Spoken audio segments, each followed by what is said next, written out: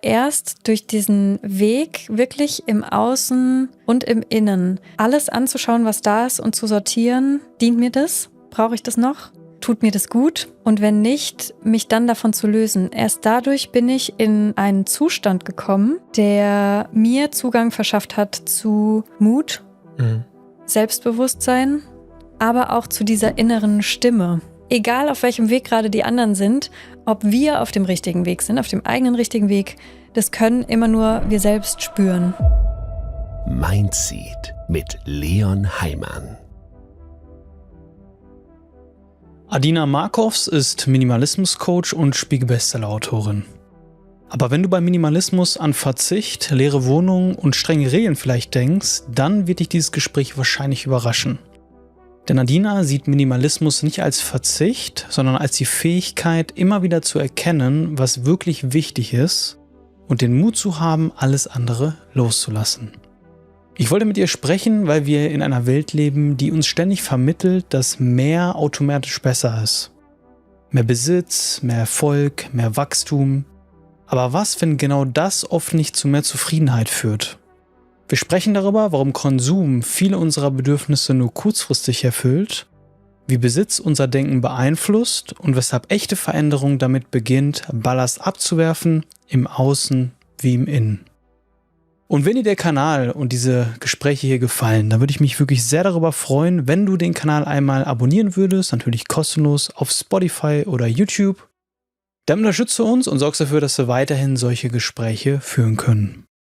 Ich wünsche dir ganz viele spannende Erkenntnisse bei dieser Folge mit Adina im Mindseed Podcast, deinem Ort für mentale Gesundheit und persönliche Entwicklung. Adina, du hast einen Spiegel-Bestseller über Minimalismus geschrieben und du kommunizierst es so, dass sich dein Minimalismus-Konzept oder deine Vorstellung schon unterscheidet von den gängigen Ansätzen, die so kursieren. Wie genau meinst du das? Also die medienwirksamsten Beispiele von Minimalismus, die kennen wir, glaube ich, alle. Das ist so, wo jemand in einer fast leeren Wohnung wohnt mit einem Löffel, einer Gabel, einem Messer in der Schublade, am besten noch auf dem Boden schläft und 2 Unterhosen besitzt. Und ich definiere für mich Minimalismus als das Einpendeln beim eigenen Genug. Ich habe das Gefühl, dass diese sehr bekannten Beispiele von Minimalismus, die haben was total Faszinierendes und haben, glaube ich, auch irgendwie ihre Berechtigung in dem Sinne, dass Menschen, die sehr minimalistisch leben, einfach einen ganz anderen Alltag führen als das, was wir in unserer Gesellschaft so kennen oder für normal empfinden. Da ist einfach wenig, da ist wenig, was ablenkt, wenig, was zu viel ist, und dadurch haben diese Menschen eben die Möglichkeit, ihre Zeit mit zum Beispiel den Dingen zu verbringen, die sie erfüllen.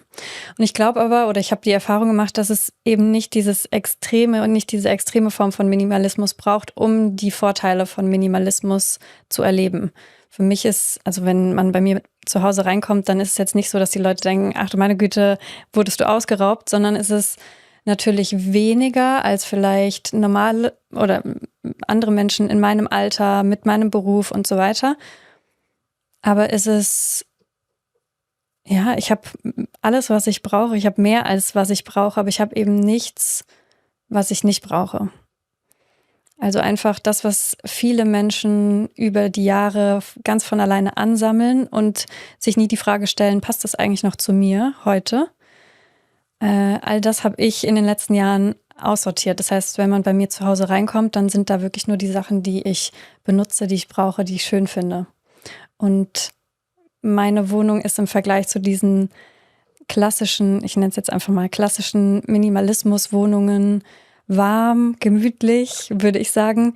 Und vor allen Dingen auch bunt, weil es mir nicht darum geht, so in diese komplette, in diesen Zustand von, ich weiß nicht genau, wie ich es beschreiben soll, aber in diesen Zustand zu kommen, wo wirklich gar nichts mehr ablenkt oder, nee, das passt auch nicht so richtig. Also es ist irgendwie für mich fühlt sich's an wie meine Wohnung ist genau das, wie es zu mir passt und wie es mich unterstützt bei dem, was mir wichtig ist. Und ich glaube, das ist vielleicht auch die gute Botschaft am Anfang, weil ja, beim Thema Minimalismus haben viele gleich dieses Bild im Kopf. Aber es geht eben gar nicht darum, dass wir den Minimalismus nutzen, um in dieses von einem Extrem Völle, ins nächste Extrem zu rutschen, sondern in die Balance zu kommen. Also das, was einfach zu viel ist, reduzieren, um wieder in so einen Zustand zu kommen, wo wir atmen können, wo wir uns entfalten können, wo wir uns bewegen können, ja.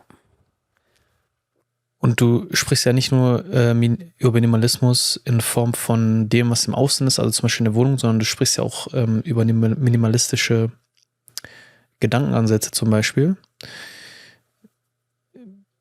Und das erweitert das ja auch nochmal ein Stück, ne? Weil viele denken dann an minimalistisch eingerichtete Wohnungen. Die Ästhetik. Die Ästhetik, genau. Ja. Aber du redest auch viel vom Innen. Genau. So, was sind da für dich die wichtigsten Aspekte und wo siehst du da Minimalismus? Ja, also für mich geht es in allen Lebensbereichen und der materielle Bereich ist nur einer von vielen, immer darum, mich zu fragen, was ist jetzt gerade wirklich wichtig? Und alles, was gerade nicht mehr oder nicht wirklich wichtig ist, das zu erkennen und dann eben auch die Konsequenz daraus zu ziehen, das loszulassen. Das heißt, dass ich in jedem Lebensbereich, man kann sich so ein bisschen vorstellen wie ein Kuratieren, ganz bewusst entscheiden, was möchte ich wirklich in meinem Leben behalten, ob es um Beziehungen geht, ob es um Termine im Kalender geht oder eben auch um Materielles. Also dass man diese Entscheidung einfach wirklich trifft und vor allen Dingen sich auch diesem Privileg, was wir alle haben, bewusst wird, dass wir entscheiden können, was passt wirklich zu mir und was nicht.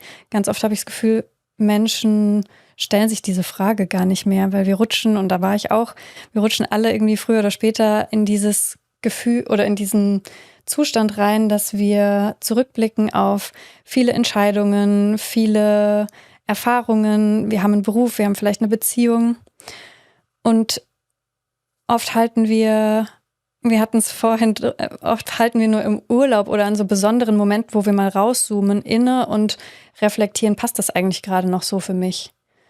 Und das Schöne ist, wenn man diese minimalistische Lebensweise einfach für sich gefunden hat, dann ist das ein regelmäßiges Reflektieren. Es fühlt sich für mich tatsächlich zu Hause an, als wäre ich immer im Urlaubsmodus so ein bisschen. Ich habe immer diesen Abstand, um bewusst entscheiden zu können, also mich auch wirklich gut spüren zu können, passt das gerade noch für mich oder nicht. Und ich glaube, das ist vor allen Dingen für Menschen, die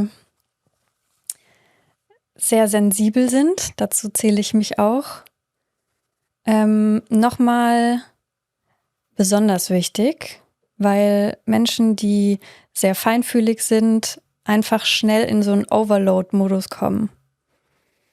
Manchmal fühlt es sich an, als wäre der Alltag alleine schon so anstrengend oder fordernd, dass wir gar nicht mehr so richtig das Gefühl haben oder die Kapazität dafür haben, bewusst zu entscheiden, will ich das eigentlich noch, ja oder nein? Bin ich zufrieden in meinem Job oder in meiner Beziehung? Fühle ich mich in meinen Freundschaften wirklich gesehen, gehalten? Sind es die richtigen Menschen in meinem Leben? Und für feinfühlige Menschen kommt dieser Punkt früher als bei anderen, dass wir ins Funktionieren, also funktionieren können wir gut in dieser Welt, aber nicht so richtig aufblühen. Mhm.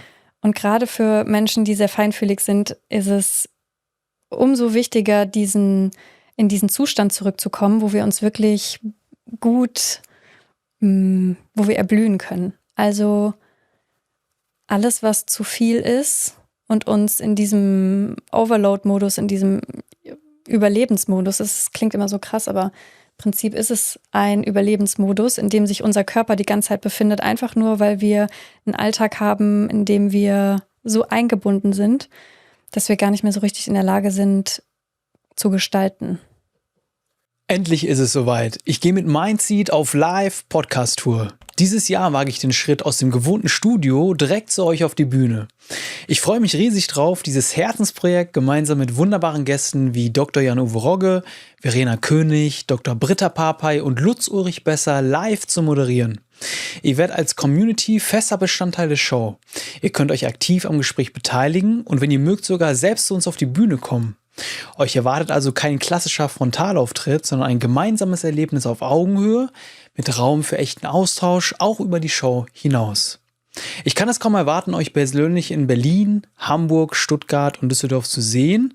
Ihr sichert euch eure Plätze, den Link zu den günstigsten Tickets findet ihr direkt in den Shownotes oder auf meinen Social-Media-Kanälen. Ich freue mich auf euch. Du hast gerade gesagt, viele Menschen sind im Funktionieren und das hindert die halt daran aufzublühen. Und warum kann jetzt Minimalismus dabei helfen, aufzublühen? Weil ich glaube, der Gedanke, den ja viele haben, ist, ich eigne mir etwas an oder ich kaufe mir etwas, um aufzublühen. Na, also das ist ja irgendwie ein entgegengesetzter Ansatz. Ja. So, das würde ich gerne mal besser verstehen. Warum hilft Minimalismus dabei, individuell aufzublühen? Hast du schon mal das Gefühl gehabt, dass du was gekauft hast, was dir dabei geholfen hat, aufzublühen? Ja. Was denn? Zum Beispiel das Podcast-Equipment habe ich mir gekauft. Auch Kleidung, die ich mir gekauft habe.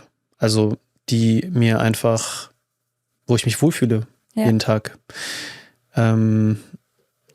Ich gebe auch viel Geld für Essen aus. Ich gebe Geld für Reisen aus. Also schon, ja. Ich glaube, dass wir, und vielleicht unterscheidet mich das auch von anderen Minimalisten, ich glaube, dass wir unsere Umwelt immer als Spiegel und auch als Spielpartner sehen können. Alles, was uns umgibt, alles, was wir anschauen können, alles, womit wir dann auch in Kontakt gehen können, trägt eine Qualität oder eine Energie oder lässt uns auch ein Stück weit in verschiedene Welten eintauchen. Das heißt, wir können das, was du beschrieben hast, über Gegenstände, über Reisen, genauso wie über Kontakt mit verschiedenen Leuten oder über die Art von Podcasts, die wir hören, in verschiedene Welten so ein bisschen reinkommen. Und ich glaube, das ist auch deshalb haben wir auch die Welt so, wie sie ist, um genau damit zu spielen. Und jetzt gibt es einfach nur den großen Unterschied, dass manche Leute, ich glaube, wir alle waren da auch schon, Hoffnungen in Dinge legen, Bedürfnisse versuchen oder gute, richtige Bedürfnisse an falschen Stellen versuchen zu erfüllen. Und wir haben vielleicht auch alle schon mal diese Erfahrung gemacht, dass wir am Anfang, wenn wir uns ein neues Kleidungsstück kaufen, dieses Gefühl haben von, irgendwie beginnt so ein bisschen ein neues Kapitel. Irgendwie fühlen wir uns wie ein neuer Mensch. Ein Mensch, der dieses Kleidungsstück trägt. Und wir können so ein bisschen in diese Welt eintauchen. Und was dann normalerweise passiert nach ein paar Tagen, ein paar Wochen, ein paar Monaten, ist, dass jede neue Anschaffung auch so ein bisschen ihren Glanz, ihren Neuigkeitswert verliert. Und dann müssen wir das nächste kaufen und das nächste kaufen. Ich unterscheide so ein bisschen, du hast vorhin das Podcast-Equipment genannt. Ich glaube, es gibt tatsächlich auch Anschaffungen, die wie Enabler, die wie Werkzeuge sind, um tatsächlich in die Kreativität zu kommen. Ob das jetzt ein Malset oder auch ein Sport-Equipment ist oder eben Podcast-Equipment. Ich glaube, das ist nochmal was anderes als diese klassischen Lifestyle-Produkte, von der unsere Wirtschaft nun mal irgendwie größtenteils auch getragen wird, wo wir immer wieder eine Hoffnung reinlegen. Wann werde ich endlich zu diesem Mensch, der ... Oder wenn ich jetzt dieses Kleid kaufe, wenn ich jetzt diese Uhr kaufe, was auch immer es ist, dann werde ich vielleicht zu diesem Mensch, der langfristig glücklich ist. Und ich glaube, wir können alle aus Erfahrung sagen, das funktioniert eben nicht, sondern es braucht immer wieder dieses Dopamin von außen. Dopamin, weil wir immer wieder die Erwartung haben, dass jetzt vielleicht was Großartiges passiert, dass wir uns durch eine Anschaffung grundlegend anders fühlen. Und Im Minimalismus, wo es darum geht, sich immer wieder auf das zu besinnen, was meins ist, was mir gehört, also was zu mir passt, setzt man sich wirklich mit den Bedürfnissen auseinander, die man im Leben hat, mit den Wünschen, die man ans Leben hat. Und alles, und das sind ja, ich nenne mal nur ein Beispiel, dieses Bedürfnis, was wir alle haben, Zugehörigkeit zu erleben, also mit den richtigen Menschen umgeben zu sein. Oder Anerkennung, also vielleicht etwas zu erschaffen, etwas zu gestalten, was von Bedeutung ist, was andere Menschen berührt. Diese Bedürfnisse haben wir alle. Und wir versuchen die eben manchmal auf Wegen des Konsums wie so abzukürzen, weil das ist relativ einfach. Wir können einfach nur einen Betrag Geld auf den Tisch legen, bekommen dafür ganz kurz so dieses Gefühl, da mal reinzutauchen. Aber diese Bedürfnisse werden in der Tiefe nie so richtig erfüllt, weil sonst würden wir nicht in 3 Monaten wieder im Laden stehen und das neue Ding kaufen. Also wenn diese Gegenstände es nicht schaffen, diese Bedürfnisse in der Tiefe zu erfüllen, dann ist es vielleicht mal ein Versuch wert, den anderen Weg zu gehen, die Sachen loszulassen, die es nicht unbedingt braucht und zu gucken, was da unten drunter zum Vorschein kommt. Mhm. Genau. Ja, ist interessant, was du sagst, weil irgendwie steht das ja ein bisschen dem System entgegen, in dem wir leben, finde ich. Weil wir leben ja im Kapitalismus, das heißt, was machen wir eigentlich die ganze Zeit? Wir arbeiten die ganze Zeit, um sozusagen Geld zu bekommen.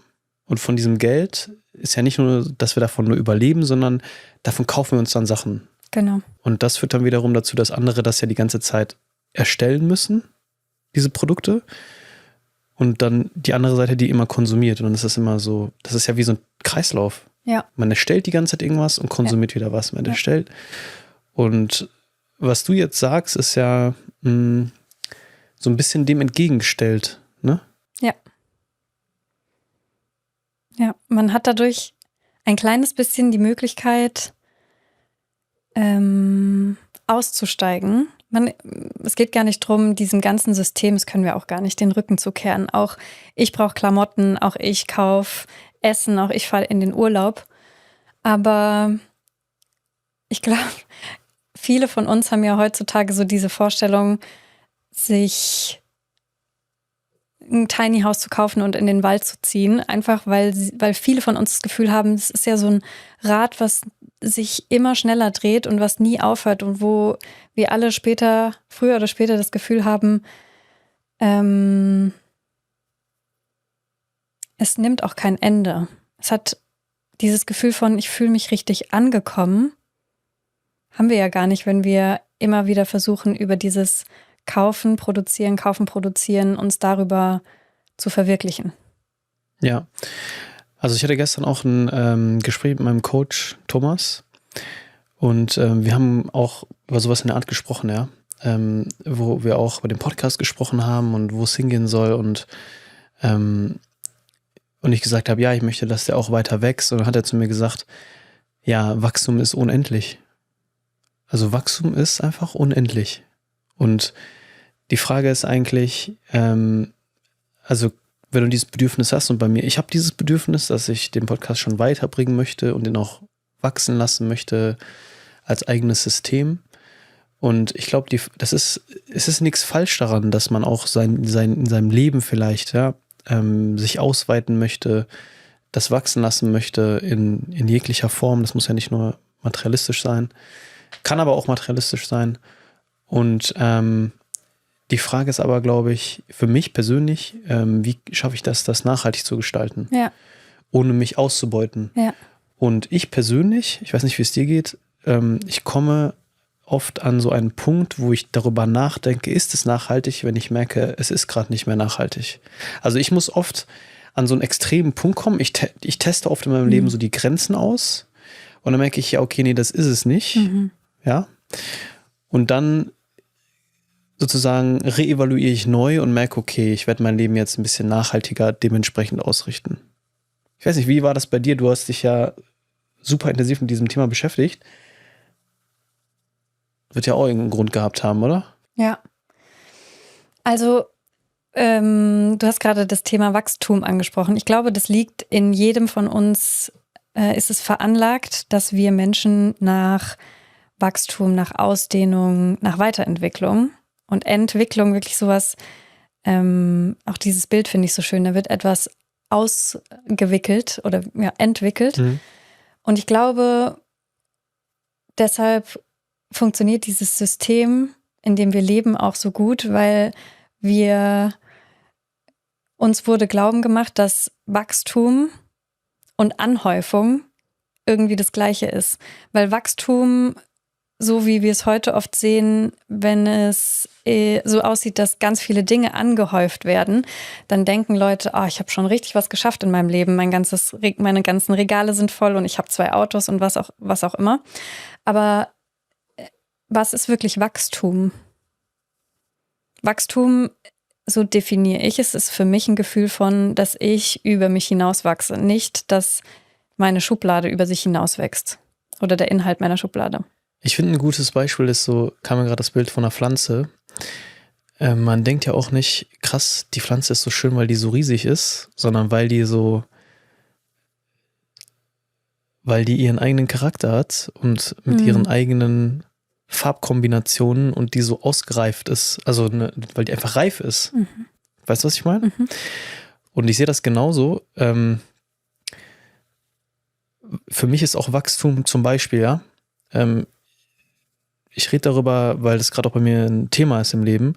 Ich dachte halt immer, okay, ich möchte, dass der Podcast erfolgreich und das ist so mein höchstes Ziel. Das heißt, das Wachstum des Podcasts, ja, dem habe ich mein Leben auch irgendwo gewidmet in den letzten Jahren. Dann ist das passiert und habe ich gemerkt, krass, es hat sich verändert. Es geht nicht mehr darum, dass der Podcast weiter wächst, sondern was für mich jetzt gerade Wachstum bedeutet, ist zum Beispiel auch in der Lage zu sein, einmal einen Tag in der Woche zu sagen, okay, jetzt arbeitest du nicht. Und das ist für mich dann wiederum Wachstum. Und man darf das, glaube ich, nicht limitieren, sondern das Leben insgesamt betrachten und zu schauen, wie kann ich das in verschiedenen Bereichen auch wachsen lassen. Ja, es kann auch sein zum Beispiel, dass du vielleicht deine Beziehungen weiter pflegst und dadurch wächst ja auch die Beziehung. Also ich glaube, wir dürfen das nicht so limitiert sehen, auf materielle Dinge bezogen, auf monetäre Dinge bezogen, auf das, was so offensichtlich ist, sondern man wächst ja auch innerlich. Das sind wie so reife Prozesse. Ne? Und ich finde, das Beispiel ist super von so einer Frucht. Natürlich wird die auch ein bisschen größer, wenn die wächst, ja. Aber die reift ja auch an sich, also die nimmt eine andere Farbe an, einen anderen Härtegrad und so. Und das siehst du vielleicht auch nicht immer offensichtlich, ne? Teilweise schon, teilweise nicht. Aber ich glaube, Wachstum ist nicht immer offensichtlich. Ja, und du hast gesagt, wir dürfen das nicht limitieren auf das eine oder das andere. Also im Prinzip haben wir selber die Entscheidungsfreiheit zu definieren und auch in verschiedenen Lebensphasen zu definieren, wo möchte ich gerade wachsen. Wir steuern über unseren Fokus. Du hast genannt Beziehung oder mal ist ein berufliches Projekt, mal ist es die Gesundheit, mal ist es die eigene Freiheit. Wir steuern ja über unseren Fokus, wo gehen wir mit unserer Aufmerksamkeit hin und das wächst. Das kennst du ja, das Prinzip. Und im Prinzip kann man genauso gut auch sagen, mein Fokus ist gerade, ich habe zum Beispiel mal das Ziel gehabt, frag mich nicht warum, ich wollte mal 100 Pflanzen in meiner Wohnung haben. Also Wachstum auf ein sehr materialistisches Ziel. Und im Prinzip ist da überhaupt nichts falsch dran. Jeder kann sich selbst dazu entscheiden, was ist mir jetzt gerade besonders wichtig. Und wir erleben immer wieder, das, worauf wir die Aufmerksamkeit legen, das wird auch wachsen. Aber für mich, ich habe einfach immer wieder festgestellt, dass es nicht das ist, was mich dann am Ende wirklich befriedigt. Man kann sich mal eine Challenge setzen, auch wenn es darum geht, zum Beispiel um Geld verdienen oder auch um eine besondere Anschaffung zu machen. Aber sind es die Sachen, die uns wirklich richtig glücklich machen? Ich mag dieses Szenario tatsächlich ganz gerne, dass ich mir vorstelle, ganz, ganz, ganz am Ende des Lebens wenn wir auf unser Leben zurückblicken. Und ich glaube, da können wir uns alle irgendwo reinversetzen. Um was wird es am Ende gehen? Wie viel Geld wir auf dem Konto haben, wenn wir gehen? Oder wie viele Hosen wir besessen haben? Oder ob wir dieses oder jenes Mikrofon gekauft haben? Meine ganz starke Vermutung, ohne in diesem Moment jetzt schon gewesen sein zu müssen, ist, dass es einfach die Sachen sind wie Freunde, dieses Gefühl, bin ich an meine eigenen Grenzen gekommen und habe gemerkt, ich kann da drüber hinauswachsen. Bin ich mit den Menschen in meinem Leben liebevoll umgegangen? Habe ich was Sinnvolles gemacht? Habe ich das Gefühl, dass das, womit und ich bin total der Überzeugung, dass jeder Mensch mit mindestens einem, mit ganz vielen Geschenken auf diese Welt kommt, hatte ich am Ende meines Lebens das Gefühl, dass ich diese Geschenke ausgepackt habe und mit der Welt geteilt habe. Also ich glaube, dass dieses immer wieder sich damit verbinden, was ist am Ende, worum geht's wirklich? Und vielleicht bist du jetzt gerade auch in so einer Phase, wo du Erfolge gefeiert hast und merkst, vielleicht stellt sich jetzt was Neues an die Spitze, was jetzt gerade für dich am wichtigsten ist. Vielleicht ist es Freiheit, zeitliche Freiheit oder die Freiheit, dass wieder neue Kreativität in dein Leben kommt für neue Projekte, was auch immer es ist. Ich war gestern mit einem Freund und seiner Freundin essen, gestern Mittag. Und die sind jetzt seit 23 Monaten zusammen, haben sie mir erzählt. Und da merkt sich jemand ganz genau, wann es losgegangen ist. Ja, die haben darüber nachgedacht halt so, ne? Mhm. Zeit vergeht schnell. Ich kann mich noch erinnern, ich saß mit ihm in seinem Waldhaus und er hatte sich so ein paar Dating-Apps installiert, er ist schon ein bisschen älter. Und ich habe mir so ein bisschen dabei geholfen, wie das so funktioniert. Er hat das erst über den Browser gemacht. Ich meinte so, nee, da gibt's Apps, die kannst du dir runterladen. Und da habe ich das ein bisschen erklärt. Und da haben sie sich darüber kennengelernt und sind jetzt so richtig süß, so richtig glücklich. Und dann hat er mir gesagt, das Gefühl, das er hat von der Beziehung ist halt das Gefühl der Geborgenheit. Und da habe ich mir gedacht, ja, das ist überhaupt nicht, es fiel mir auch ein bisschen schwer es zu beschreiben, aber er hat es trotzdem gut beschrieben. Das ist ja ein Gefühl, das kann man auch gar nicht richtig beschreiben, sondern das ist wie so ein tieferes Vertrauen. Da ist jemand. Und wenn ich darüber jetzt nachdenke, so wie wir darüber reden, ist das ja auch, also irgendwo ist das eine Form von Wachstum, wenn man das so beschreiben möchte, ja.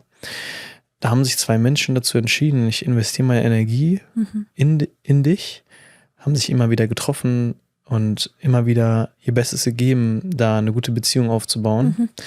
Und darin resultierte dann dieses tiefere Gefühl, das man ja nicht offensichtlich sieht. Du siehst es ja nicht, das sehen auch vielleicht nicht die anderen, klar, wenn sie zusammen sehen, aber es ist ein tieferes Gefühl, eine Intensität, die man spürt. Und das wiederhole ich auch immer wieder im Podcast. Ich glaube, das ist das, was wir am Ende des Lebens sagen wollen. Ich habe das Leben in der vollen Intensität und in der vollen Farbpalette gespürt. Und wenn ich glaube, es ist überhaupt nichts falsch daran, auch vielleicht mal eine Phase zu haben, wo man sagt, ich gehe dem nach, ich möchte gerne beruflich erfolgreich sein oder was auch immer. Das finde ich positiv. Aber ich glaube, das Problem ist, ist jetzt nur meine Perspektive, wenn du sehr einseitig eine Sache machst, dann spürst du halt nicht die volle Intensität des Lebens. Und das habe ich, glaube ich, so ein bisschen gemerkt jetzt, wo ich war halt sehr einseitig unterwegs. Ist auch in Ordnung so, ist auch alles okay. Ja. Ich esse auch gerade die Früchte von diesem Baum. Aber dann, wo du dann merkst, in einer anderen Lebensphase, und das kann in vielen verschiedenen Situationen so sein, okay, ich lebe gerade nicht mehr so diese volle Intensität, die das Leben zu bieten hat. Ne? Und das kann auch sein, wenn du Sachen kaufst die ganze Zeit und wenn du vielleicht auch in diesem Konsumrausch bist und wenn du einfach merkst, du arbeitest und konsumierst die ganze Zeit, dann merkst du vielleicht auch ab einem bestimmten Punkt, irgendwie fühlt sich das einseitig an. Und wenn ich dann mal eine Zeit lang ein bisschen mein Leben anders gestalte, merke ich, krass, da ist noch was anderes. Und irgendwie würde ich das gerne in mein Leben integrieren. Und ich glaube, da ist es auch schön, diesen Prozess zu umarmen, dass man das erkennt. Also ich glaube, man muss es überhaupt nicht labeln, dass es irgendwie schlecht ist oder gut ist, sondern ich glaube, am Ende ist es so, hör auf dein Gefühl und du wirst schon merken, wenn da was nicht stimmt. Ja. Und was du sagst, dieses einseitig im Sinne von, wenn einfach der Fokus sehr stark auf einem Aspekt des Lebens liegt für eine Weile, dann sind andere Bereiche einfach, spielen die zweite Geige. Und ich glaube, dass wir immer wieder die Erfahrung machen, wenn wir gut in der Balance sind, dann fühlt sich das ist so eins der Naturgesetze. Balance ist eigentlich der Zustand, wo wir immer wieder natürlicherweise hintendieren. Das heißt, nach Phasen von intensiver Anstrengung oder auch von beruflichem Erfolg gekrönt, wir können die Erfahrung machen, dass es uns trotzdem nicht in der Tiefe erfüllt. Selbst wenn wir genau das erreicht haben, was wir wollten, weil wir in anderen Bereichen vielleicht ein bisschen, einfach weniger Zeit und Energie reingesteckt haben. Vielleicht haben die Beziehungen gelitten, vielleicht die Gesundheit. Es kann dich auch eine Zeit lang voll erfüllen, ne? Auch so eine extreme Art und Weise zu leben, kann dich sehr erfüllen eine gewisse Zeit. Und da ist es tatsächlich so, ich habe das ja auch gemacht, auch in verschiedenen Lebensbereichen, auch früher mal sportlich, war ich da sehr extrem unterwegs. Und dann bekommst du auch oft Feedback von außen oder vergleichst dich auch mit den anderen und denkst dir so, ja, das ist viel zu extrem, was du machst. Und dann redest du es schlecht, obwohl du es fühlst. Obwohl du es gerade fühlst. Ich weiß nicht, ob du es auch kennst. Nee. Ja, und da muss ich auch sagen, in solchen Momenten, also wenn du gerade ein extremes Leben führst, in irgendeiner Art und Weise, aber es fühlt sich wirklich gut an und du weißt, es ist jetzt gerade ein Momentum, das du hast und es ist einfach eine Phase in deinem Leben, dann genieß das auch, egal wie extrem das ist. Es ist mein Appell, ja. Du wirst merken, wenn du wieder in die Balance kommen musst. Das wirst du automatisch merken. Und dann kannst du es verändern. Aber verändere nicht dein Leben, weil andere jetzt sagen, nee, das ist doch viel zu extrem oder nee, guck doch mal lieber dahin. Du wirst das am Ende, denke ich, selber spüren. Ja. Ich glaube, ich weiß jetzt, was du meinst. Und für mich klingt es eher so gar nicht, also nehmen wir mal das Beispiel, wenn du viel Zeit, Energie in den Podcast, in die Weiterentwicklung des Podcasts gesteckt hast und das sich aber in dir, du fühlst dich ja damit in dir gerade so richtig in der Mitte. Das ist ja die Balance. Genau. Es geht nicht darum, eine von außen vorgeschriebene Skala immer wieder dich da anzugleichen und zu sagen, bin ich da genau in der Mitte, sondern bist du in deiner Mitte. Und egal auf welchem Weg gerade die anderen sind, ob wir auf dem richtigen Weg sind, auf dem eigenen richtigen Weg, das können immer nur wir selbst spüren. Ja. Und es geht auch gar nicht anders, dass wir immer mal wieder in Situationen kommen, wo wir merken, vielleicht sind wir ein bisschen zu weit gegangen oder noch nicht weit genug. Aber wir brauchen die Kapazität, diesen Check-in zu machen. Weil viele von uns gucken nach außen, die gucken Freunde, Kollegen, Medien, Stars, wen auch immer an, um sich diesen Weg von, ich glaube, so ist es gut, ich glaube, das macht mich glücklich, um dieses Template, diesen Weg für sich zu finden, machen sich auf den Weg und stellen dann fest, irgendwie, mich macht es überhaupt nicht glücklich. Ich weiß nicht, eigentlich habe ich gar keinen Bock auf Sport oder eigentlich habe ich gar keinen Bock auf Podcasts, was auch immer es ist. Und deshalb, je früher wir es schaffen, ja, wirklich für mich ist es das Leben, was uns geschenkt wird, wirklich zu nutzen, wirklich lebendig zu sein, wirklich immer wieder in jedem Moment den Mut zu haben, sich ehrlich zu fragen und noch ehrlicher zu beantworten, bin ich auf meinem Weg gerade richtig? Darum geht's für mich im Leben. Nicht, glaube ich, dass andere gut finden, was ich mache, finden andere das, was ich mache, wertvoll, sinnvoll, wie auch immer, sondern sagt diese Stimme in meinem eigenen Bauch, ich bin auf dem richtigen Weg. Ja. Was mir gerade noch einfiel, ist das Wort Hingabe. Also ich finde, Hingabe ist schwierig. Wieso? Was meinst du mit Hingabe und wieso ist es schwierig? Ja, also Hingabe heißt zum Beispiel auch, wenn du zum Beispiel in einer extremen Phase deines Lebens bist, aber du spürst den Flow, dich dem hinzugeben, trotz aller Widerstände und auch vielleicht äußerlichen Stimmen, die dir sagen, dass es nicht das Richtige ist schwer. Mach mal ein Beispiel. Also, ja, ich rede die ganze Zeit über meinen Podcast, aber damals habe ich zum Beispiel auch gespürt, das ist das, was ich machen will. Mhm. Und dann haben mir ganz viele Leute, also klar, ne, gab auch viele so, ja, viel Erfolg und du schaffst das schon. Und aber es gab auch viele Stimmen, zum Beispiel aus der Familie, die mich, ja, die Angst hatten und dann diese Angst auf mich übertragen haben und versucht haben, so ein bisschen, sage ich mal, mich aufzuhalten oder mich auf einen anderen Weg zu bringen, dich dann nicht davon abhalten zu lassen und zu sagen, nein, ich gebe mich der Sache jetzt hin. Ich weiß, dass das ganz viel Risiko ist und so weiter, aber ich gebe mich dem hin. Ist nicht einfach. Und dann wiederum ist es aber auch nicht einfach, wenn du einen gewissen Weg dann gehst und dann irgendwann merkst, okay, jetzt ist es eigentlich aber an der Zeit, mal wieder ein bisschen anders zu leben, weil du fühlst es nicht mehr, dich auch dem hinzugeben und zu sagen, okay, ich baue das jetzt wieder um. Ja. Also das ist auch schwer.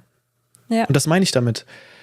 Diese Wege, die vielleicht auch manchmal für dich bestimmt sind, aus meiner Sicht, eigentlich ist es einfach zu spüren, sage ich mal. Du wirst was spüren, das ist einfach. Ja. Ja? Also da gibt es ja immer diese Sprüche, ja, mach, was du fühlst und bla bla bla bla bla. Ja, stimmt. Ich glaube, du wirst es auch sehr einfach spüren. Aber dann Aber wirklich dem zu gehen. dich dann auch hinzugeben Ja. und auch ehrlich mit dir selbst zu sein, das Ja. ist schwer, Ja. finde ich. Vor allen Dingen, weil sich die Wege immer, wie du sagst, wir haben ja immer diese Zyklen. Jeder Weg wird immer wieder an eine Gabel kommen. Und es ist nicht so, dass wir uns einmal im Leben entscheiden, das ist mein Weg und der wird uns bis ans Lebensende, wir müssen den einfach nur noch stur geradeaus laufen, wäre ja auch blöd. Ja. Und was du beschreibst, finde ich total gut. Man spürt, man hat immer diese Stimme in sich, und die ist nicht zufällig da, weil nicht alle haben diese Stimme, die dir sagen, oder die einem sagen, ich glaube, darauf hätte ich Lust. Diese Träume, die auch so sehr spezifisch sind, wo andere vielleicht auch sagen, verstehe ich überhaupt nicht, kann ich nicht nachvollziehen. Also diese Stimme haben wir alle, die uns immer wieder sagt, die uns die Träume reingibt, die Bilder reingibt, die Visionen reingibt. Aber was du sagst, ist auch so richtig, dann darauf zu hören, darauf zu vertrauen und zu sagen, ich probiere das mal, weil es garantiert dir ja niemand, wie es wird. Ja, ich würde sogar so weit gehen, dass mehrere Stimmen da sind. Und ich bin großer Fan von diesem Dreieck Kopf, Herz, Bauch. Und da sind sowieso verschiedene Personen, die an so einem Tisch sitzen und darüber reden. Ja? Und dann gibt es den Kopf. Und der Kopf ist für mich persönlich sehr logisch, sehr rational. Der denkt darüber nach, der setzt sich mit den Themen auseinander. Das ist eine Stimme. Dann gibt es die andere Stimme, das ist dein Herz. Das sind so deine Wünsche, deine Sehnsüchte, deine Träume. Das ist so eine Energie, die auch nach vorne geht, die manchmal auch so, die nicht mit dem Kopf gerade so übereinstimmt, weil das ist nicht immer so logisch, ja. So verliebst dich in eine Person und ja, das macht keinen Sinn, aber das ist ja dein Herz, das spricht, weißt du? Und dann ist da der Bauch und der Bauch ist wie so die Erfahrung deines Lebens, ne?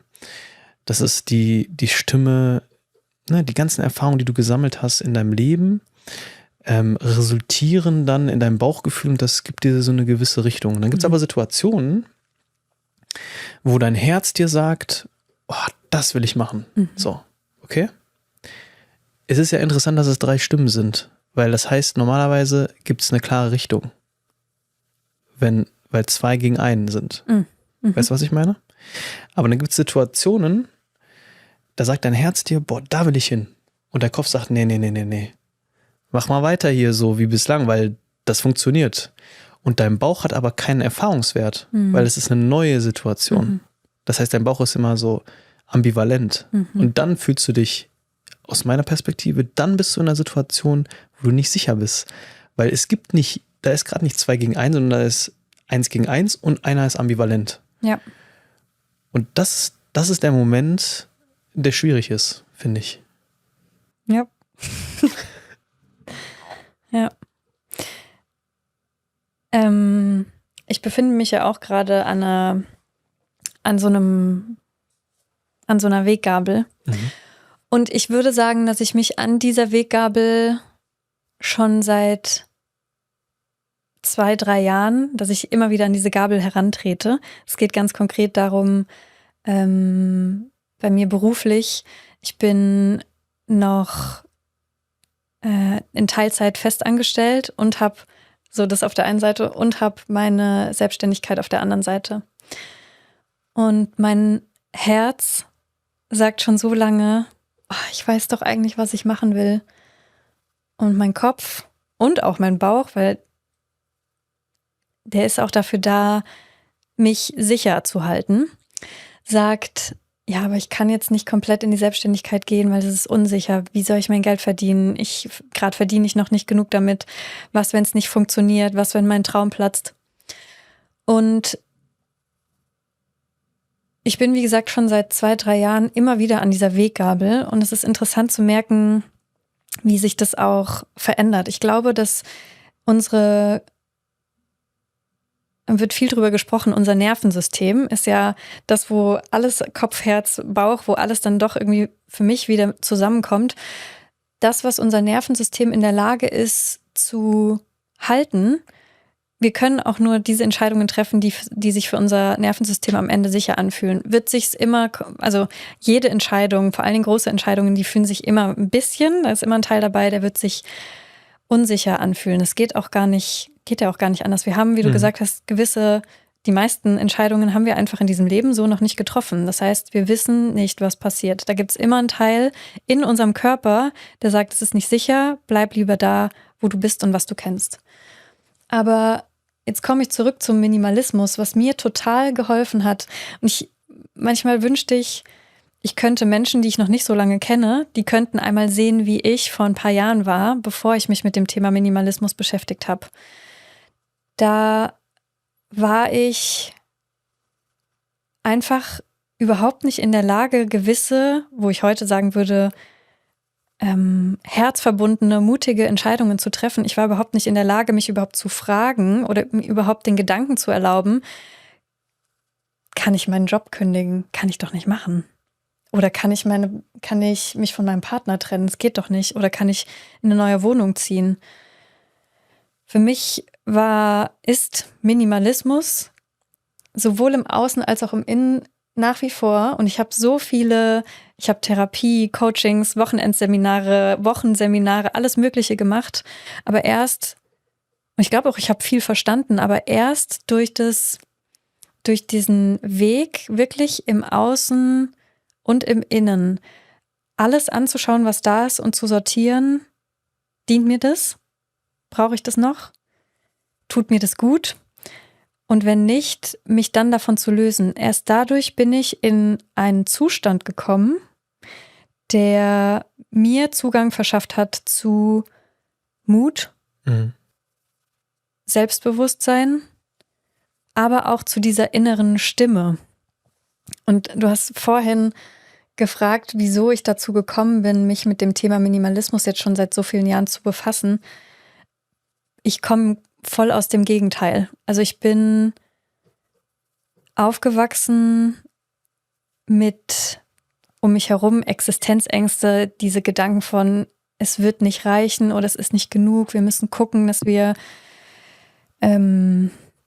genug haben, vor allen Dingen materiell, finanziell. Und das hat sich dann so ausgewirkt, dass ab dem Moment, wo ich aus meinem Elternhaus rausgezogen bin und mein erstes eigenes Geld verdient habe, dass ich total den Fokus darauf hatte, einfach Dinge anzusammeln. Weil es mir das Gefühl gegeben hat von, dann kann mir nicht mehr so viel passieren, dann bin ich irgendwie sicher. Ich glaube, das kennen viele. Und ich war aber auch ein Mensch, der auch abseits von diesem Materiellen sehr auf Sicherheit bedacht war. Also bloß keine Fehler machen, alles richtig machen. Was könnte man studieren, wo man kein Risiko eingeht? Naja, BWL. Also jede Entscheidung war sehr darauf bedacht, mich in meinem Körper, der so viel Unsicherheit von außen erfahren hat, mich sicher fühlen zu lassen. Und irgendwie kam ich dann relativ unverhofft an einem Samstag ganz random dazu. Ich stand in meinem Schlafzimmer und schaue auf mein Regal und hatte so dieses Gefühl, es bricht jetzt bald eine neue Lebensphase an. Mhm. Aber ich wusste, also es war eigentlich nichts geplant, ich hatte aber so das Gefühl, irgendwie vielleicht gehe ich ins Ausland, aber es war nichts geplant, kein Umzug, kein nichts, kein gar nichts, aber ich hatte so diese Stimme im Kopf und deshalb, wir haben gerade von dieser Stimme gesprochen, man braucht ja auch erstmal die körperliche Sicherheit, also im Nervensystem, diese Kapazität, diese innere Stimme zu hören. Mhm. Und an diesem Morgen habe ich wirklich so wie so eine Stimme gehört, die hat gesagt, bereite dich vor. Und ich war so, ich weiß nicht genau, auf was ich mich vorbereiten soll, aber ich hatte, wie gesagt, so das Gefühl, was, wenn ich bald ins Ausland ziehe? Und dann habe ich mich in meiner Wohnung umgeschaut und dachte mir so, ach du Kacke, das wird jetzt ganz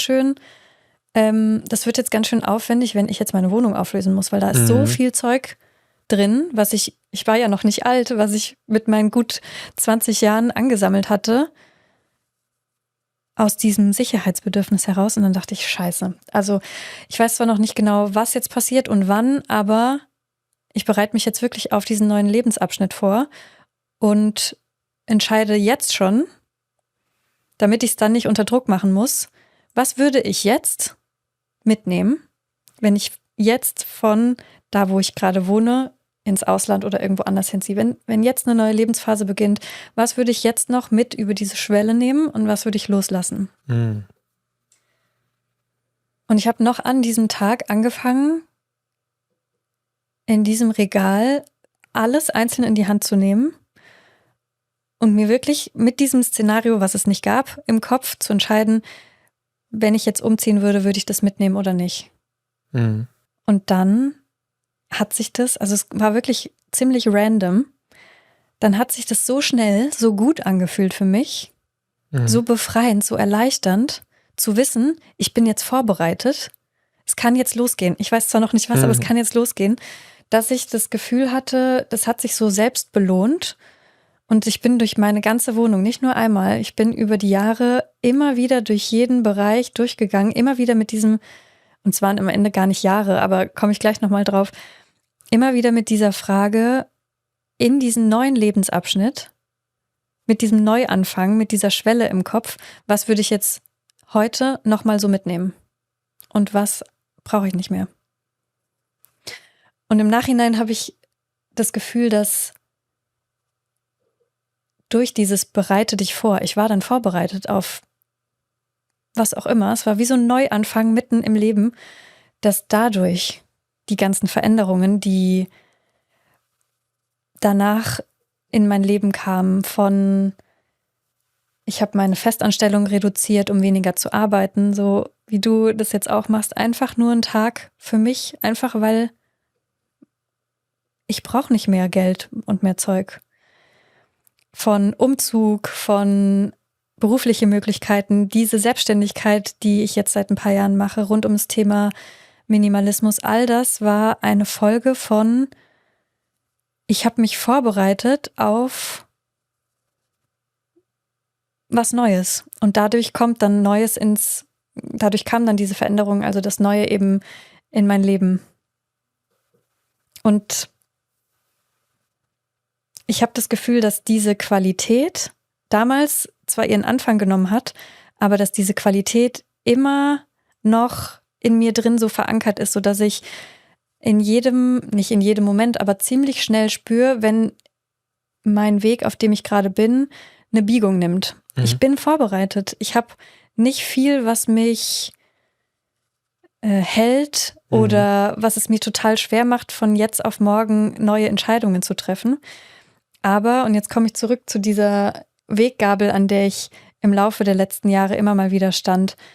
Je mehr man Raum schafft für diese innere Stimme, dass sie sich zeigen kann, dass man sich von dieser Stimme führen lassen kann, je mehr ich nicht nur im Außen, weil das ist jetzt schon seit einer Weile minimalistisch, sondern auch im Innen diese Kapazität, diese Sicherheit geschaffen habe, desto desto mehr bin ich auch bereit, große Entscheidungen zu treffen, die vor ein paar Jahren noch undenkbar waren für mich. Diese Sicherheit, die ich damals im Außen durch Gegenstände, Horten mir erhofft habe, die es ja auch nie so richtig dann gab, weil diese Sicherheit nie im Innen war, die kommt durch das Loslassen von vermeintlichen Sicherheiten im Außen, also von Gegenständen, die kommt dann mehr ins Innen. Und das fühlt sich für mich, ist einfach eine vollkommen neue Lebensqualität. Zu wissen, ich brauche nichts, weil ich sicher bin in mir. Wir machen eine ganz kleine Pause, in der ich euch einmal daran erinnern möchte, wenn ihr das Video hier auf YouTube schaut, einmal auf den Like-Button zu klicken und wenn ihr das Ganze auf Spotify anschaut oder anhört, uns bitte einmal eine Bewertung zu hinterlassen. Damit sorgst du dafür, dass weiterhin solche Gespräche führen können. Danke für eure Unterstützung und jetzt zurück zur Folge. Ja. Ja, du redest da auch über Verbindlichkeiten und ich kann das komplett bestätigen. Weil damals, ich kann mich erinnern, als ich auch noch Vollzeit-Arbeitnehmer war, hatte ich mir dann damals ein Auto geleast, um mal auf die Arbeit zu fahren, weil das auch weiter weg war. Aber ich habe mir natürlich dann auch ein schönes Auto geleast, weil ich dachte mir, ja gut, wenn ich mir jetzt schon eins lease, dann eins, das mir gefällt. Und dann habe ich auch gemerkt, krass, wie viel Geld ich jetzt dafür ausgebe. Das habe ich aber dann vor allem gemerkt, als ich dann halt mal eine Veränderung haben wollte im Leben. Als ich dann mit dem Podcast angefangen habe und gar kein Geld verdient habe, habe ich gemerkt, krass, das ist so eine Belastung jetzt für mich. Ich will gar nicht wissen, wie es jetzt wäre, wenn ich jetzt ein Haus gekauft hätte oder sonst irgendwas. Ja? Und auch die Wohnung zum Beispiel, die Miete ist relativ hoch. Also all diese Verbindlichkeiten binden dich dann auch und machen es umso schwieriger, dein Leben zu verändern. Das ist das Ding. Ja. Und wie machen die das? Indem dein Kopf auch dann viel mehr aktiviert ist, weil du nicht einfach so mit Leichtigkeit sagen kannst, ja, es ist an sich kein Thema, jetzt mein Leben zu verändern, weil mich hält daran nichts fest, sondern dann halten dich ganz, ganz viele Sachen fest. Und du müsstest noch viel, viel mehr organisieren. Ganz viel hängt da dran. Ja. Ne? Ja, die meisten trauen sich gar nicht wirklich die Frage zu stellen, mag ich meinen Job eigentlich noch oder bin ich noch gerne mit meinem Partner zusammen, weil da so viel dranhängt und es geht gar nicht darum, das alles immer komplett zu vermeiden, das können wir auch gar nicht. Nee. Also das Gegenteil ist aus meiner Sicht dieser extreme Minimalismus, wo man wirklich auch so fühlt es sich für mich an, fast gar keine. Also es geht ja schon auch darum, irgendwie Platz zu nehmen, sich irgendwo häuslich einzurichten, irgendwo zu sagen, ich bin jetzt hier. Aber genau wegen diesem Drumherum, was mit jeder Anschaffung, mit jeder Verbindlichkeit einfach wächst, trauen sich ganz viele gar nicht mehr zu fragen, bin ich eigentlich zufrieden mit meinem Leben, so wie es jetzt gerade ist? Weil das zu verändern viel zu viel kosten würde. Für mich ist auch die Frage, also du redest ja in einem Buch auch viel über die Macht von Fragen, ne? Mehr als die Macht von Antworten. Und ich finde, eine ganz wichtige Frage, und die ist ja bei dir gerade auch so durchgedrungen in deiner Story, ist, warum habe ich überhaupt so viele Verbindlichkeiten? Oder warum denke ich denn überhaupt, dass ich so viel Geld verdienen muss? Das kommt ja vielleicht aus der Vergangenheit, weißt du? Ja. Also wie bei dir, wo du erzählt hast, dass ja früher viel Unsicherheit war finanziell und du dann das Gefühl hattest, okay, jetzt ist es mir umso wichtiger, finanziell auch stabil zu sein. Ja. Zum Beispiel bei mir kann ich dir sagen, wir waren eigentlich immer finanziell relativ stabil, aber ich hatte das Gefühl, dass das trotzdem nicht so viel gebracht hat. Weißt du? Dass trotzdem da nicht so wirklich so eine Lebenszufriedenheit geherrscht hat, wenn ständig im Haushalt Streit ist. Und immer so ein bisschen destruktive Konflikte und so, dann bringt dir das halt nichts, dass du ein Haus hast und jeder sein Zimmer hat und so weiter und so fort. Und dementsprechend, und bei uns wurde auch immer sehr viel auf Geld trotzdem geachtet tatsächlich, obwohl es denen eigentlich ganz gut ging, meiner Familie. Also von meiner kleinen Familie so, ne, Mama, Papa und so weiter, war also das Grenze schon aus meiner Sicht an Geiz. Also, ne, im Winter wurde nicht so viel geheizt. Da durfte die Heizung auch nicht mehr als auf 2 gedreht werden, weil sonst sind die Heizkosten ja zu hoch. Es durfte auch nicht länger als 5 Minuten geduscht werden warm, weil, also solche Sachen, weißt du. Es wird sich ein Haus gekauft, es wird sich eine dicke Uhr gekauft, aber dann darf nicht geheizt und geduscht werden. Da hat für mich immer so die Relation nicht so ganz gestimmt. Und was hat das bei mir ausgelöst? Ach, das Geld ist da, um es auszugeben. Also es ist nicht dafür da, um es zu sparen. Weil ich hatte dieses Gegenteil, das ist ja anscheinend, also ich fühle mich nicht wohl damit, dass so viel Geld gespart wird. Also irgendwie, okay. Ne? Ja. Und dann habe ich so hinterher mein Geld verdient und ich war immer so, ja, wenn du da Bock drauf hast, dann gibst du das Geld dafür aus. Das passt schon. Das kommt auch wieder rein, das Geld. Das ist auch so. Aber trotzdem führt das auch immer zu so einer gewissen Unruhe, dann zu einer gewissen Unsicherheit, wenn du halt nichts an die Seite gelegt hast oder so, ne? Also bei mir war das dann eher so das Gegenteil. Dieses lasche Umgehen mit dem Geld, weißt du? Und es ist doch interessant, wo das alles herkommt und sich auch mal zu fragen, ja, was habe ich eigentlich für ein Verhältnis zu meinem Geld, zu meinem Besitz und somit auch zu den Verbindlichkeiten, die ich mir anschaffe.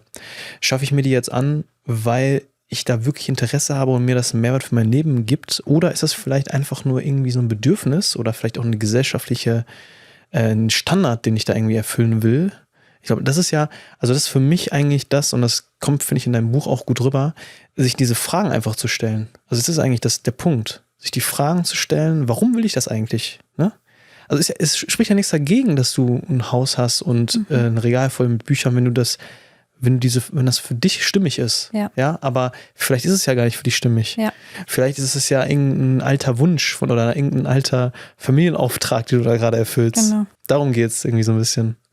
Und das ist das Krasse, dass man beim Aussortieren, also ich nehme nochmal das Bild, wo ich damals wirklich Gegenstand für Gegenstand durch meine Wohnung gegangen bin, dass man nicht nur im Außen ausmistet, aufräumt, in Ordnung bringt. Jeder Gegenstand erzählt dir ja was über dich. Du hast ja nichts zufällig hier in deiner Wohnung, sondern alles basiert auf einer Entscheidung, die du mal getroffen hast. Das heißt, durch diesen Prozess, das ist aus meiner Sicht extrem persönlicher, tiefgehender Prozess, weil du die ganze Zeit neu evaluierst, wieso habe ich das damals angeschafft und würde ich das heute immer noch so machen oder trenne ich mich jetzt von dieser Entscheidung? Wir können ja Entscheidungen auch immer wieder neu treffen. Solange wir sie nicht neu treffen, halten wir die alte Entscheidung aufrecht. Das heißt, dadurch begeben wir uns, wenn es ruft, diese Reise hin zur eigenen Balance zu gehen. Das heißt, aktiv nochmal neu zu entscheiden, was würde ich jetzt nochmal mir besorgen oder was möchte ich behalten und was nicht. Wir räumen so krass in uns auf, dass man auf der anderen Seite wirklich als neuer Mensch, und zwar wirklich als man selbst rauskommt. Es geht gar nicht anders. Es gibt zwar vielleicht ein paar Leute, die sagen, oh ja, cool, Minimalismus, das ist ein neuer Trend, vielleicht macht der mich glücklich und dann geht es einfach nur noch drum, pauschal möglichst wenig zu haben. Aber das ist genau nicht der Weg, den ich empfehle, sondern ich empfehle diesen Weg eigentlich als Liebeserklärung ans Leben und an sich selbst zu betrachten, sich wirklich mit dem, was da in einem drin schlummert, was da vielleicht entwickelt, ausgepackt werden will, das immer ins Zentrum zu stellen. Mit jedem Gegenstand, den man aussortiert. Ja. Ja, und für mich ist das ganz stark geknüpft, so das Außen mit dem Innen. Also ich glaube da ganz stark dran, wenn ich bin, würde ich sagen, relativ ordentlicher Mensch auch. Wenn ich Ordnung in meinem Umfeld spüre und in meinem Raum, ja, in meiner Wohnung, dann fühle ich mich auch innen ruhiger irgendwie. Das ist für mich stark aneinander geknüpft. Und was auch der Fall ist, ich bin da schon stark visuell. Also ich fühle mich in so kalten Räumen, ich war jetzt ja in Barcelona zum Beispiel und dann habe ich mir 3 verschiedene Airbnbs gemietet und ich gucke eigentlich immer, dass ich ein Airbnb finde, wo ich das Gefühl habe, da lebt wirklich jemand drin und der vermietet das jetzt nur kurz, anstatt dass ich da so ein gewerbliches Airbnb, was ja total ganz schwer ist heutzutage, ne, das zu differenzieren und auch zu finden, weil vieles ist gewerblich heutzutage. Ja. Als dass ich mir so ein gewerbliches Airbnb miete und da habe ich das Gefühl, das ist so seelenlos. Ja. Weil dann ist das ganze Haus standardisiert gleich eingerichtet, wie ein Hotel eigentlich. Ja. Ne? Und da habe ich das Gefühl, das ist irgendwie, ich fühle mich hier gar nicht wohl. Also, und ich habe das total stark. Also, ich kann auch nicht in so einem Raum sitzen, also manchmal sieht man sowas ja von außen, wenn man hier so durch die Siedlung läuft, da ist so eine Neonröhre an der Decke und der ganze Raum ist so kalt. Also für mich ist das persönlich ganz wichtig, so diese Stimmung im Raum, dass ich mich da wohlfühle. Aber ich habe Freunde zum Beispiel, da sind glaube ich auch eher die Männer dann, die legen gar keinen Wert auf ihre Einrichtung. Also es ist so komplett kalt, sag ich mal. Auch keine Pflanzen oder so und keine warmen Lichter. Und da frage ich mich immer, ist das jetzt der Anspruch von mir? Ne? Ist ja irgendwo auch eine Fähigkeit, sich überall wohlzufühlen. Ja. Weißt du, was ich meine? Ja. Das finde ich auch interessant. Ne? Ja. Wo kommt das her? Wo kommt das her, dass man irgendwo auf solche Umgebungen angewiesen ist? Irgendwo? Ja. Und wo kommt das her, dass einem das eigentlich egal ist?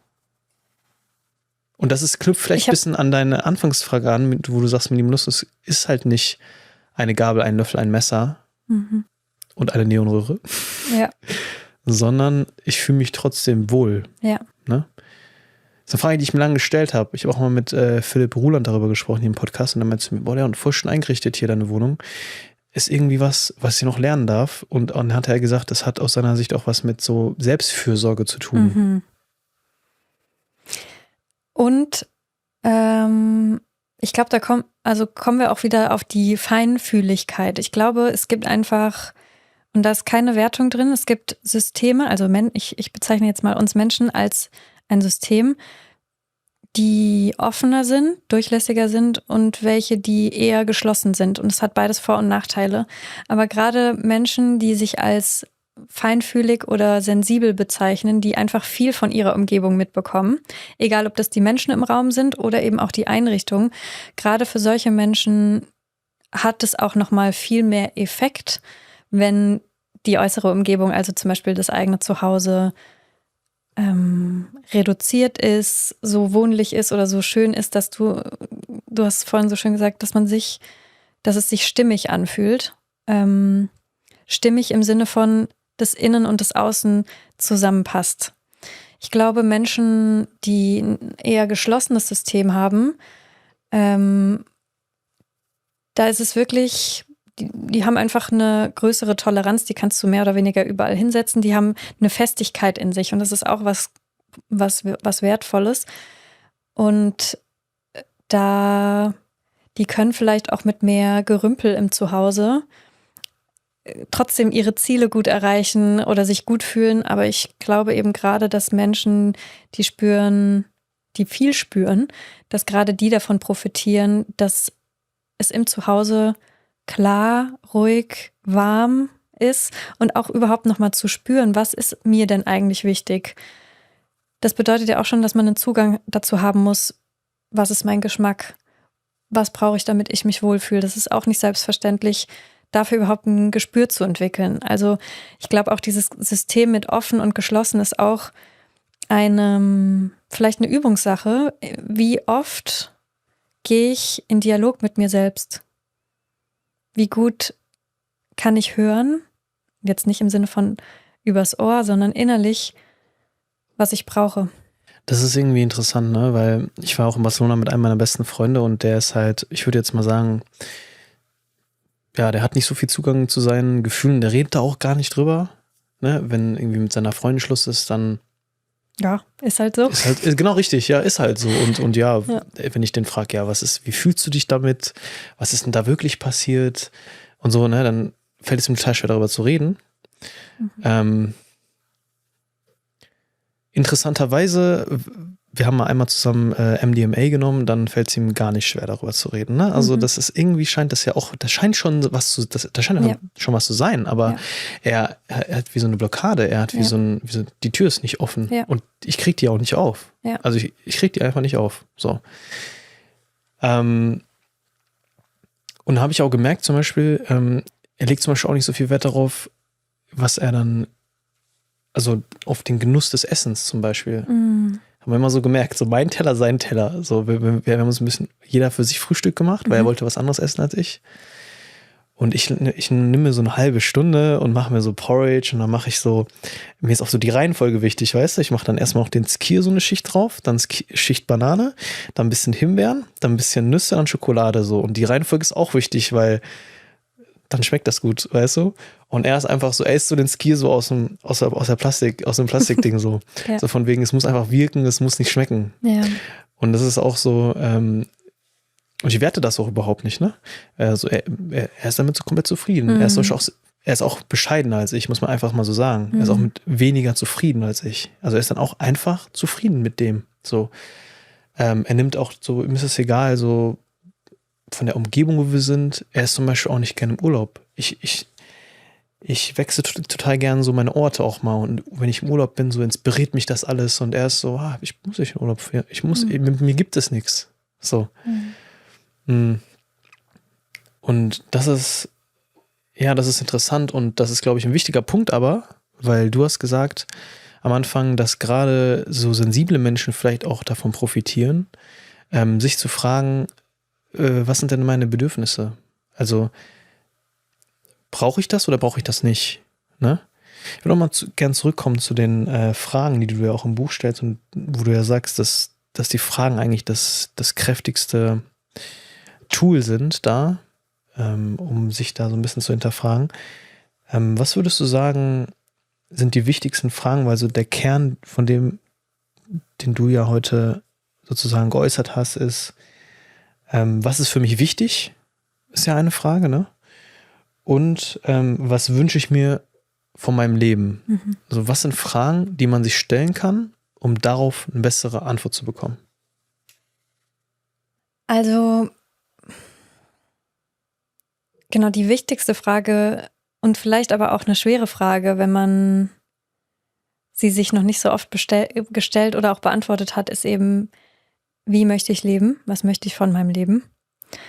Und wenn man ganz am Anfang ist und so das Gefühl hat, keine Ahnung, was möchte ich eigentlich? Wenn man so ich sag jetzt mal, im Template gelebt hat, dass man das Gefühl hat, ich habe eigentlich alles richtig gemacht. Ich habe einen guten Job angenommen, ich verdiene gutes Geld, ich bin in einer Beziehung, meine Wohnung passt und so weiter. Dann hat man manchmal das Gefühl, ich bin noch auf einem guten Weg. Aber diese Frage, ist es mein Weg? Und dann kann es sein, dass es manchmal so gar nicht so richtig eine direkte Antwort darauf gibt und man sich so Schritt für Schritt vielleicht ran tasten muss. Ich glaube, haben wir vorhin auch schon drüber gesprochen, dass wir alle diese Stimme haben, was wir erstrebenswert finden. Für mich ist so ein Wegweiser, der nie trügt, ist Begeisterung.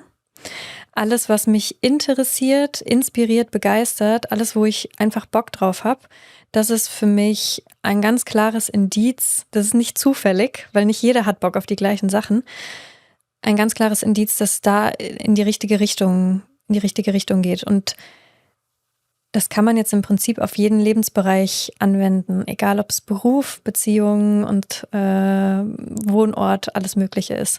Das heißt, ich würde immer auf diesen Spark, auf diese Begeisterung im Innen hören. Und die kann mir begegnen im Alltag. Die kann mir aber auch begegnen, wenn ich mir die Zeit nehme, mich hinzusetzen und mir, die Übung gibt es ja auch im Buch, mir wirklich die Frage stelle, wenn ich mein Traumleben, einen Tag aus meinem Traumleben beschreiben würde, wie würde der aussehen? Und da haben wir alle eine Antwort drauf. Können wir alle beschreiben. Da haben wir aus meiner Sicht alle einen Zugang zu. Der geht nur manchmal manchmal hat dieser Zugang dann nicht so viel mit den Entscheidungen, die wir im Alltag treffen, zu tun, weil wir einen starken inneren Kritiker haben, weil wir von außen suggeriert bekommen, mach das mal lieber nicht oder das funktioniert sowieso nicht, das ist viel zu groß geträumt und so weiter. Aber ich glaube, diese innere Stimme von was für uns ein lebenswertes Leben ist, das haben wir alle. Würdest du es auch sagen oder eher nicht? Ja, mir ist das gerade auch nochmal durch unsere Konversation klar geworden, dass das sehr individuell ist. Sehr individuell. Was die Antwort darauf ist? Also was wir brauchen.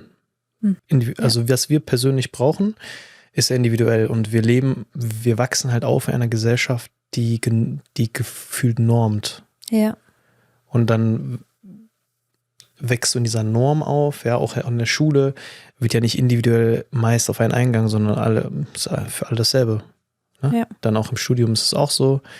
Und dann lernen wir praktisch immer uns anzupassen, habe ich das Gefühl. Und ich weiß nicht, war das bei dir auch so? Ich erinnere mich noch dran, ich weiß nicht, wie alt ich war, aber vielleicht so 12, wo ich im Bett lag und mir gewünscht habe, normaler zu sein, weil ich irgendwie das Gefühl hatte, ich passe nicht richtig rein. Ich weiß nicht, ob du das auch hattest. ich denke das immer noch. Okay, weil bei mir war es so, ich habe mir, wie gesagt, in den ersten Jahren oft gewünscht, warum bin ich so komisch? Mhm. Ich wäre gern normaler. Ja. Okay, und dann ich war dann ein paar Jahre lang super normal und dann geht es wieder auf, so ging es jetzt zumindest, so ging es mir, dann geht es wieder auf und ich habe so das Gefühl, man lernt seine Unnormalität so richtig auszukosten. Man muss es sich aber wieder erarbeiten, weil wir, wie du gesagt hast, wenn wir zur Schule gehen, wenn wir gesagt bekommen, das ist erstrebenswert und das ist es nicht, dann werden wir alle irgendwie auf so einen engen Pfad geschickt, damit wir alle schön gleich laufen. Und wir vergessen so ein bisschen, was macht uns eigentlich aus. Mhm. Und diesen Zugang wiederherzustellen und dann auch sein Leben danach zu führen, das ist das ist der Moment, wo ich das Gefühl habe, mein Leben wird wieder lebenswert, weil es sich nach meinem anfühlt. Ja. Und ich glaube, das müssen wir uns alle, also wir sind ja alle unterschiedlich aufgewachsen, aber doch irgendwie, wenn wir hier ans Schulsystem gebunden waren, dann erfahren wir das, glaube ich, alle so dieses, ich will einfach nur reinpassen, ich will normal sein und irgendwann es fühlt sich aber, also ist ja auch logisch, es fühlt sich aber dann nicht mehr an wie, das ist meins, mein Leben, mein Weg. Und das sich wieder zu erarbeiten, Ja.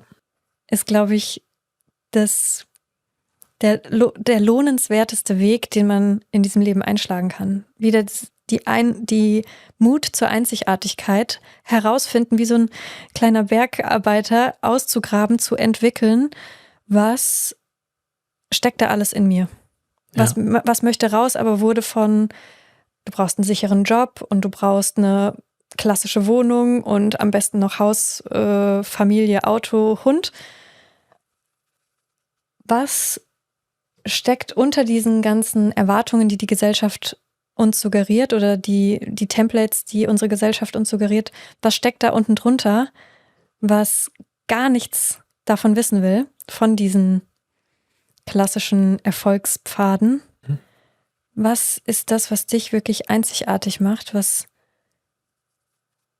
auch so ein bisschen nicht nur ein bisschen, was die Lebenslust wiederbringt? Was du vorhin auch gesagt hast, ich finde immer die Art und Weise, wie Menschen sich zum Beispiel Essen zubereiten oder ihre Wohnung einrichten, da kann man von außen so viel darüber erfahren oder lernen, wie viel Lebenslust diese Menschen gerade in sich tragen, wie viel Genussfähigkeit da ist. Und ja, und ich glaube, das ist total unsere Verantwortung, dass wir, ich will jetzt niemandem diese Verantwortung geben, der sie nicht haben will, aber für mich, ich möchte mich darum kümmern, dass ich ein Leben lebe, wo ich wirklich sagen kann, ich habe da Bock drauf. Ich habe Lust auf dieses Leben. Ich möchte mein Leben mit niemandem tauschen, weil ich finde, ich habe das schönste Leben auf der ganzen Welt. Und ich habe das vor ein paar Tagen zu einer Freundin gesagt und sie guckt mich nur so an und sagt, Adina, das ist voll krass, dass du das sagen kannst.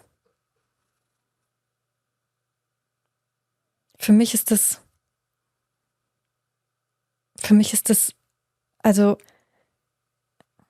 das Wichtigste, dass man sich ein Leben gestaltet, wo man wirklich hands down sagen kann, ich möchte um kein Geld der Welt mit irgendjemandem tauschen, weil ich habe das schönste Leben, was ich mir vorstellen kann. Ja, also das löst mir so eine gewisse Ambivalenz aus, weil ja, du kannst dein Leben formen in den Rahmenbedingungen, die du hast. Ich finde es ist auch ein extremes Privileg, das wir natürlich haben hier. Es gibt in anderen Ländern, hast du gar nicht die Wahl. Trotzdem habe ich zum Beispiel gar nicht den Anspruch, das schönste Leben der Welt zu führen, weil ich glaube, das endet schon wieder in einem Vergleich. Meins muss schöner sein als das von anderen. So, das ist sondern für mich ist eher so der Anspruch, also lebe ich einfach mein Leben und nicht das von anderen Menschen. Das ist es. Und das ist das, was ich vorhin auch meinte, wir werden halt sehr genormt, wir werden sehr gerahmt, auch in der Kindheit, und das, was wir halt früh mit unseren jungen Gehirnen dort lernen, das ist halt sehr einprägsam. Und da kam mir vorhin das Bild von, wir verhärten dann halt auch sehr, weil wir auch an so viele Dinge gekoppelt werden. Und ich glaube, das Ziel ist, wieder in die Flexibilität zu kommen, in seine individuelle Flexibilität und auch immer wieder auch in die Flexibilität zu kommen. Ich glaube nicht, dass das so ist, du bist einmal flexibel und dann immer wieder. Das ist ein ständiger Entwicklungsprozess, ja, wie du schon gesagt hast. Ja.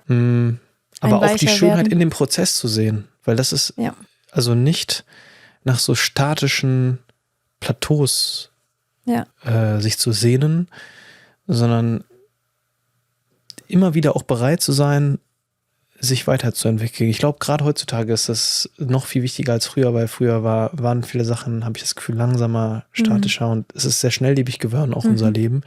Und da hilft es auch einfach, flexibel zu sein. Aber genau das meine ich mit das schönste Leben der Welt zu führen. Es geht nicht darum, Leute schauen von außen drauf und attestieren, ja, das Leben ist schön, sondern wie du sagst, es geht ja um diesen Prozess, wir sind ja alle auf dem Weg mit uns selbst. Und es geht genau darum, wie fühlen wir uns auf diesem Weg mit uns selbst? Wie geht's mir, egal wie viel Geld ich auf dem Konto habe? Oder ob ich auf Mallorca oder im Ruhrpott lebe. Es ist dieses, was ich vorhin gesagt habe, mit das schönste Leben der Welt haben, ist nichts, was von außen sichtbar ist, sondern was sich definiert durch diese Qualität, die Liebe, die Fürsorge, und für mich ist es auch noch das Verbundensein mit was, natürlich mit mir, aber auch mit was Größerem. Das ist die Qualität, die ein Leben ausmacht, wo ich sage, das ist für mich, ich möchte mit niemandem tauschen, weil ich weiß, wie ich mich mit mir verbunden fühle, und es ist unabhängig von den Äußeren, nicht komplett, da hast du recht, das ist auch ein Privileg, gewisse Bedürfnisse müssen erfüllt sein, aber ich weiß, wie ich mich mit mir fühle, und ich weiß auch, dass ich mir das selber ermöglicht habe, mich so zu fühlen, weil ich habe schon mal mehr Geld auf dem Konto gehabt und mich schlechter gefühlt, oder ich hatte schon mal mehr Freunde, aber habe mich trotzdem nicht gesehen und gefühlt. Also es waren nicht wirklich Freunde. Das heißt, es geht drum, um wirklich sagen zu können, ich möchte mit niemandem mein Leben tauschen, das ist ja die Frage, wie ist meine Beziehung zu mir selbst? Kann ich es wirklich genießen, in diesem Prozess zu sein, den du gerade benannt hast? Dieses immer wieder weicher werden, immer wieder auf die Stimme zu hören, die mir übermorgen was anderes sagt als vorgestern, die sagt, jetzt ist vielleicht Zeit für ein neues Kapitel. Wie gehe ich dann damit um? Wie fühle ich mich? Ja, bin ich überfordert oder bin ich... Ja. Also für mich ist es genau dieses, worum es immer wieder geht, ist, wie fühle ich mich mit mir selbst? Und das ist für mich es hat damals nicht die Therapie für mich getan, es haben auch nicht die Coaching-Seminare getan, sondern es war einfach ein Resultat von dem jeden Tag immer wieder, angefangen im Außen, mich zu fragen, was möchte ich eigentlich? Und dann danach auch zu leben. Weil dadurch gibst du dir immer wieder das Versprechen und auch den Beweis, ich gestalte mein Leben. Mhm. Und daraus baut man wirklich ein Selbstvertrauen, ein Selbstbewusstsein und vor allen Dingen auch es ist eigentlich das Vertrauen zu sich selbst auf, dass die Stimme gehört wird, dass die innere Stimme nicht immer wieder weggeschoben wird, Träumerei oder unrealistisch, sondern dass es da jemanden gibt, nämlich wir, die Fähigkeit haben, auf diese Stimme zu hören und die umzusetzen. Und daraus entsteht ein Gefühl, was man mit sich, also was einem ja auch niemand mehr nehmen kann, was unabhängig von den äußeren Umständen ist. Nicht ganz, aber du weißt, was ich meine. Ja. Am Ende des Podcasts stellen wir immer dieselbe Frage. Stell dir vor, wir könnten jetzt einen Satz an die Menschen rausschicken, den sie alle lesen werden. Welchen Satz würdest du rausschicken? Ich würde natürlich ich war gerade so, oh Gott, ich wünschte, ich hätte es vorbereitet, aber nee, es fällt mir eigentlich leicht, weil ich würde keinen Satz, sondern ich würde die Frage stellen. Welche Frage? Wie möchte ich leben? Also wie möchtest du leben? Ja. Adina, wo können die Menschen dich finden? Auf Instagram. Da heiße ich Minimalismuse. Also Minimalismusmuse zusammengezogen. Das Muss war doppelt, ich habe es ausgemistet, klar. Und genau über mein Buch, was du gerade da in der Hand hast. Und ja, das sind die Wege, über die mich Menschen finden können. Die Links zu Adina findet ihr in der Beschreibung, unter anderem auch zu ihrem Buch Erfüllter Leben mit Minimalismus. Adina, vielen lieben Dank, Danke dir, dass du Leon. heute hier warst. Danke dir.